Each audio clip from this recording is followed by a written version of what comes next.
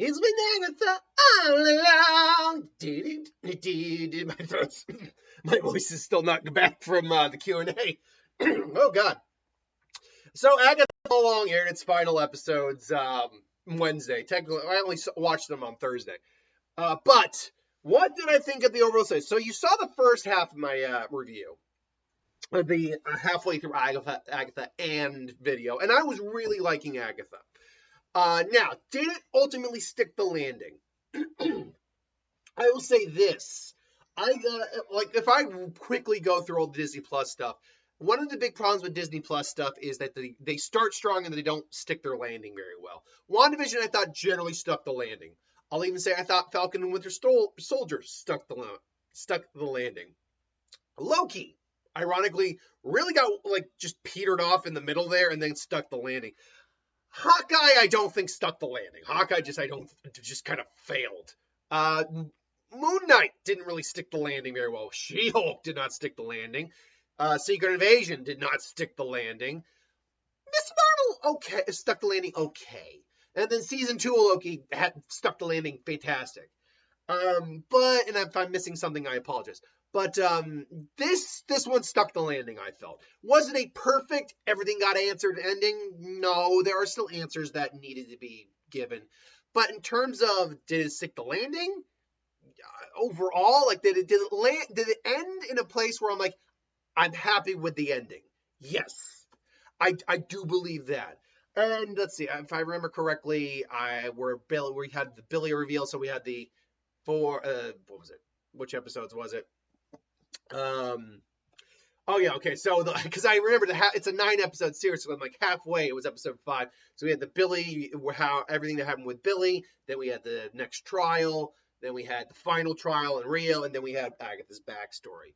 And I thought it came together pretty well. And I'm so tired of this false narrative people are having or trying to make. I was like, oh my God, it failed. They had the worst ratings. Where that's not the case. It's not the freaking case, okay? The people who are trying to sell this narrative are clearly having a bias against the show in some way and against Marvel. Because the numbers, I haven't seen the recent numbers, but I do know that I have heard the numbers were good for the show.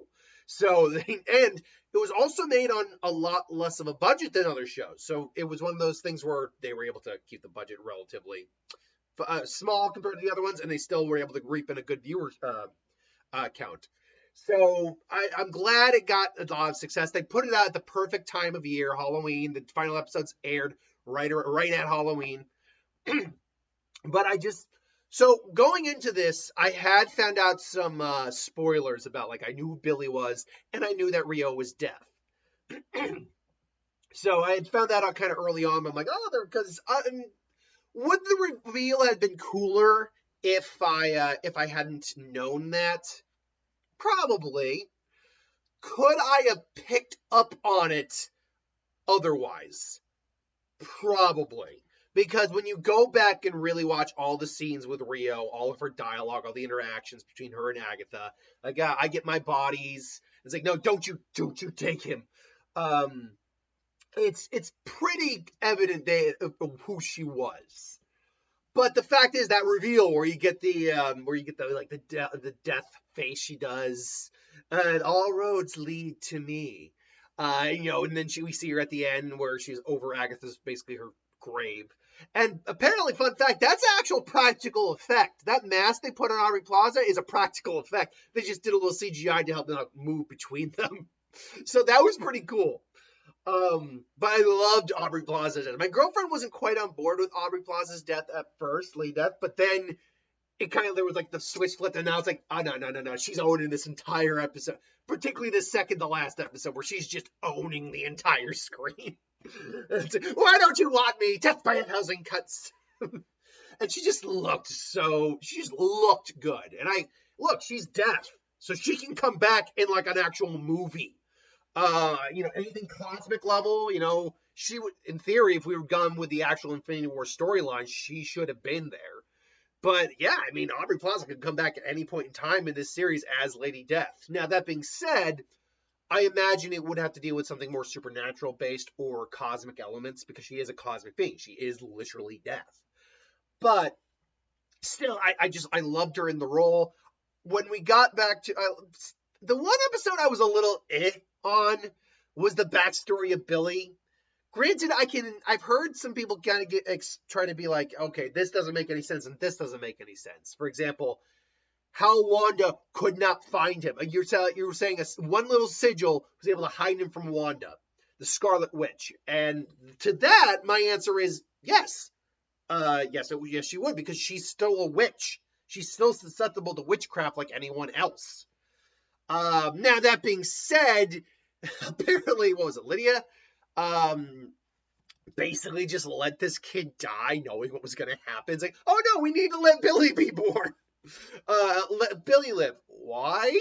Like, even I, who can defend most of the choices in a lot of shows and comic book properties, all that, even I have to go, why didn't you tell me? It's like, you weren't ready yet. You still let a kid die. Like, why? Why did you think this was necessary? You could have stopped that. This is the part I don't like about divination and seeing the future. This idea that you can't change the future. But if you're actually able to see, she's just been doing this for so long that she just accepts the fate she sees. Like, she doesn't try to fight it or anything. She just accepts it. And a lot of the time that makes sense, okay? A lot of time you can't fight your fate or destiny or anything like that. But I'm not going to lie. In this case, just tell him not to go out there and let this kid live. It's like, well, then Billy doesn't, get to possess a body. You don't fucking know that. There's plenty of people probably dying out there.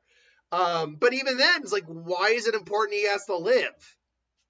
I mean, because here's the thing. If it was important that Billy had to live so Wanda could find him, then why did you put the sigil on him?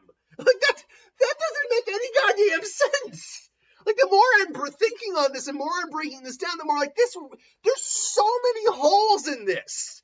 And when you really stop and think about it, all of Doctor Strange and the Multiverse of Madness's problems with bad Wanda comes from again, is it Linda or Lydia? I think it's Lydia. Comes from Lydia, because she made a bad choice. She made a stupid decision.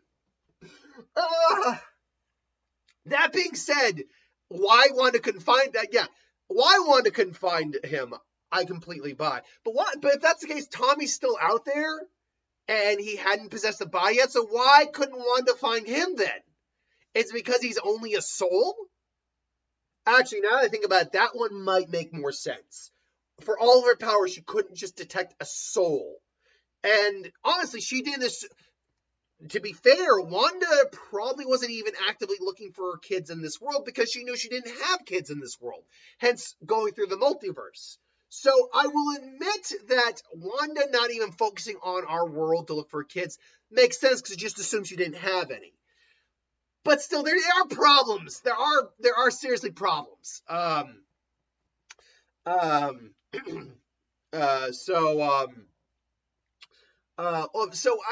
don't know. Now, that being said, the whole idea that Billy was made up from Wanda and like he shouldn't have been able to possess a kid or anything like that, it shouldn't have been real.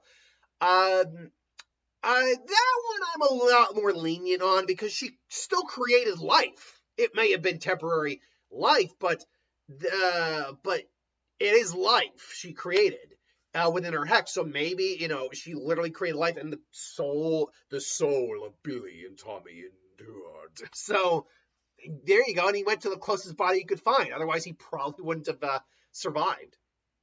So there you go. So I had no problem with that part. But yeah, the more I kind of break down the whole situation between them, the more I'm like, this is not working out. No, there are problems here. Big problems. So I mean, that though, otherwise I did like the whole origin of Tommy, like the Ralph Boner came back. That was pretty fun. I love the divination trial. That was actually really cool. And her getting to be a badass with divination. She's like, flip the card and just kill all the Salem 7, which me and my girlfriend both agreed. Great starting point for bad guys. Like, their intro is creepy as hell. terribly, like they're terrible villains. Like they're just the sales settled. They're like the ring race, except shittier. That's basically it. Like, slice. No, when you break it down, ultimately the only thing they served was to give Lydia a good moment, a cool moment. That's all that was about. That's all it was about. So yeah, otherwise it's just it was just such a waste. But the divination trial was really cool. I liked the reveals we got in the final episode. I liked that it was a lot more. It was now that Rio was revealed as death, everything about her presence makes more. It just feels creepier. And you buy the fact too that these two had legitimate affection for each other. Like they were legitimately lovers. Now the fact is that the literal kiss of death, Rio gives Agatha. I mean, I'm wondering if that's because Rio just, realized what was going on.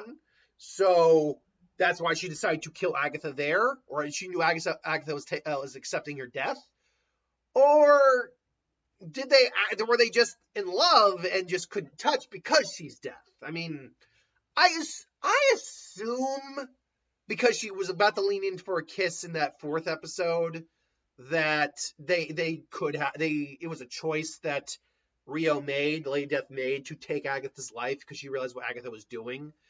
But I don't know. I'm just spitballing here. Otherwise, I like the fact too that they can kind of fight death. Really, you can stave off death. You can fight off death. But even Agatha's like, you can't fight death.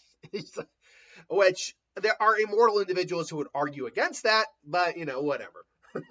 Unless it's supernatural, in which case, oh yes, Dean, God will die.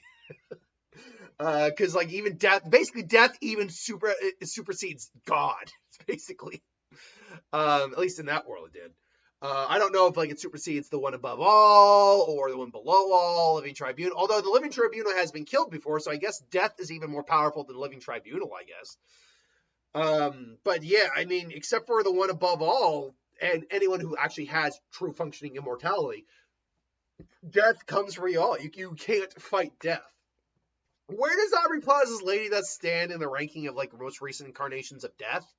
I mean, if I were to think of just some of them, I know there's the Bill and Ted Reaper. There's a standard Grim Reaper style death, which, it's fine. I do prefer other, I am actually someone who's a fan of Meet Joe Black, the one with Brad Pitt and Anthony Hopkins. I think that's a unique take on death, where he's his voice is actually Anthony Hopkins' voice just thrown back at him. And then he wants to experience the living world and all that. So I do, I like that interpretation. Obviously, though, one of the most recent versions of death that's just awesome is the Puss in Boots death. Los Muertos. He's just an awesome version of death, where it's the natural order. Norton, everything I just do things by the natural order. But you, God, I hate you. I find the idea of 9 lives absurd, and you never valued any one of them. So yeah, it would make sense why he specifically hates this guy. And it kind of makes sense why he kind of hates Agatha. She kind of hates Agatha to a little bit. It's she is a spurned lover. And she was just doing her job. And, she just kind of hates her for that. So there. Now I will say I like the fact that she didn't always look the way she does in the black outfit, the black kind of gothy, earthy outfit. She has the gown. I will say though, I didn't like the makeup on her in that scene. The blush. I don't know, something about that just kind of made her look a little older than what she was. And I'm not saying there's something wrong with that, but I don't know. I just didn't think it looked all that. I didn't like the look, the makeup on her. But again, that could have been because of the time. Thinking words. I did like the fact too that we got the final reveal of her backstory, which was dealing with her son and what ultimately happened, which we knew we were going to get. We knew we would probably get the reveal what actually happened with her son. It was nothing really nefarious. He was supposed to die in childbirth. And Rio being death saying, I can only give you extra time. 6 years is basically it. And look, I I'm not gonna lie. Like Agatha's not a good person. Like she's constantly serial killing witches throughout the years, which was a great scene. It's like, oh, so she's a witch serial killer. Great. But I'm not gonna. Even though she was still killing witches with her son, I won't lie and say, I kind of don't. I won't lie and say I don't see where she's coming from. Where with Rio, because Rio could have got at least waited till Agatha was awake. Now maybe she thought Agatha would try to fight her, but again she wouldn't have been able to win. So if she could have at least, if she did in fact still care for Agatha, which she clearly did, she could have at least like woke Agatha up and basically just said like it's time. And it's like no, and because the kid just kind of knew what was happening, like, and he's like, okay, time to go.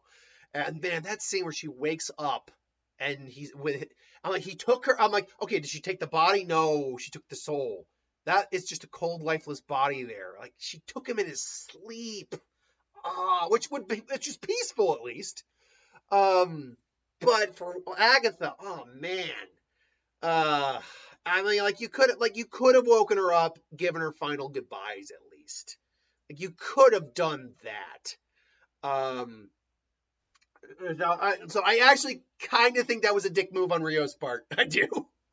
But then I love the fact that the whole Witch's Road really doesn't exist. The fact that Tommy, like Wanda, manifested it with his own powers, and just. And like everything, and it's like, oh no, you don't know she sacrificed her own life. No, she it's like I killed her. What about Miss Davis? Who? Oh yeah, no, her you killed. But I like the fact too that Jen got out alive. I liked Jen a lot, so I do like the fact that she came out of that, she was able to survive that.